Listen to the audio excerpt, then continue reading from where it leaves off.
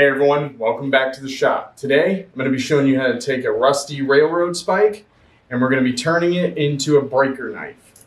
I also decided to clip this little point off right here, so I just think it looks better, looks cooler, but it's pretty nice, and yeah, let's go ahead and get right to it. So for this project, you're going to need an angle grinder, a forge, belt sander, hand drill, as well as some epoxy, and in this knife we used Corby bolts.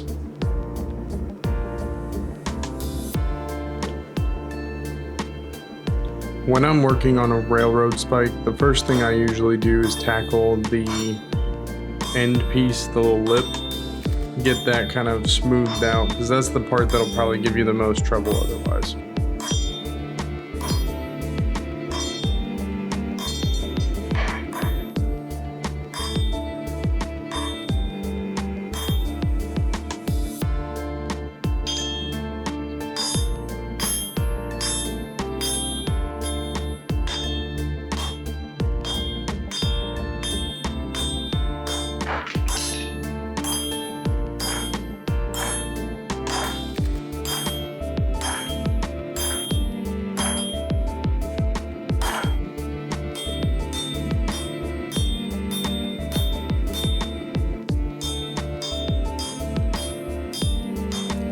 So when I was making this knife, I actually wasn't intending to go for a breaker from the beginning, but it started to take that shape, so I decided to go with it.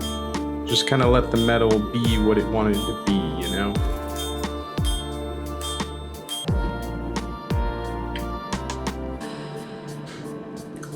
So here we're working on the bevels, just kind of hammering them in. You got to be a little bit careful with this, and it usually helps to push the edge of the blade towards the edge of the anvil. Once the bevels were in, it was a little too curved, so I decided to just hammer on the back end a little bit. Okay guys, so we've got the forging done, and we've got most of the hammer marks cleaned up. We're going to finish that with the angle grinder, and then we'll go in for the quench. We're also going to take a bit of this handle off because this is not pretty, but this is what we're working with right now. So let's see the next piece.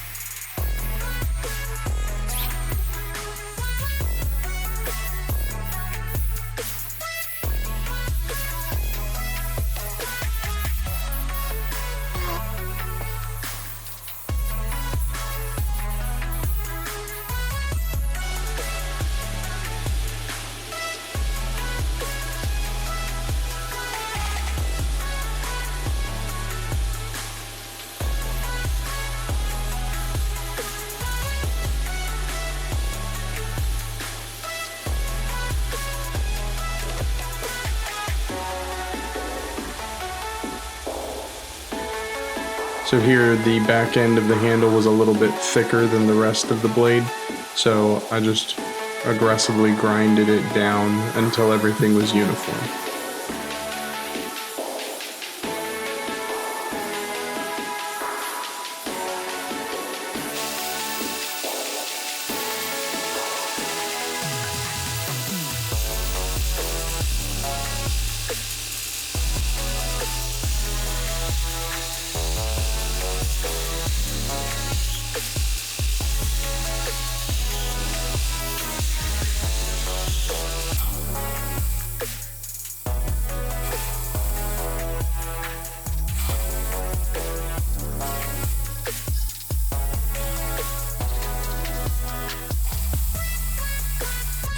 The handle for this was made out of some kind of hardwood. I don't remember what it was because it was sitting in my box of handle materials, and I don't label things, so I'm not quite sure exactly what wood this is, but I've used it before and it works pretty well.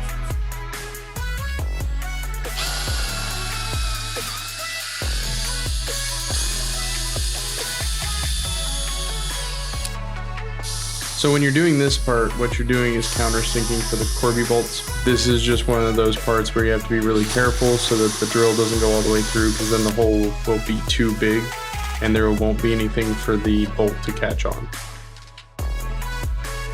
By the way, if you're interested, the drill bits that I use in these are cobalt, and those work super well for drilling through steel.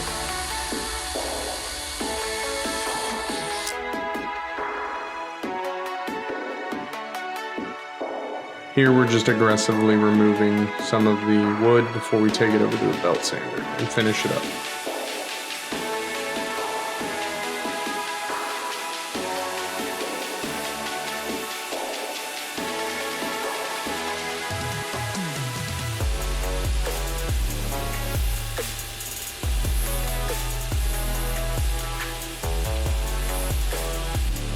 Now, bear in mind, during this part of the shaping process, I don't have any epoxy in there. It's just the wood being held on by the Corby bolt.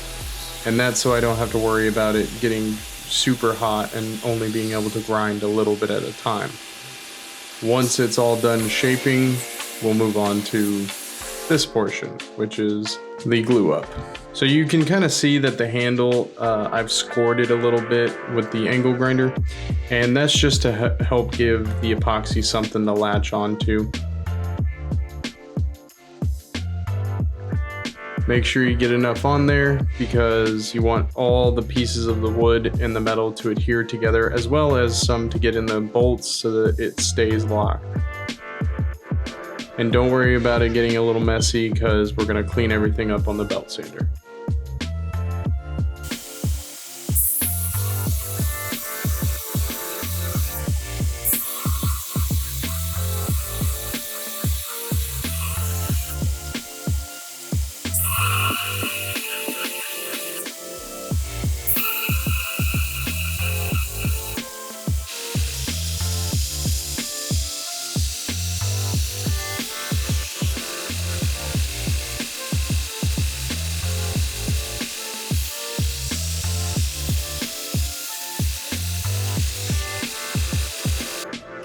Now we apply a nice even coat of the good old linseed oil to protect the wood.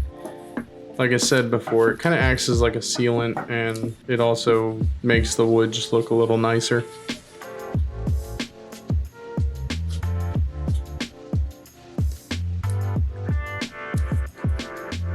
And there she is, the finished product.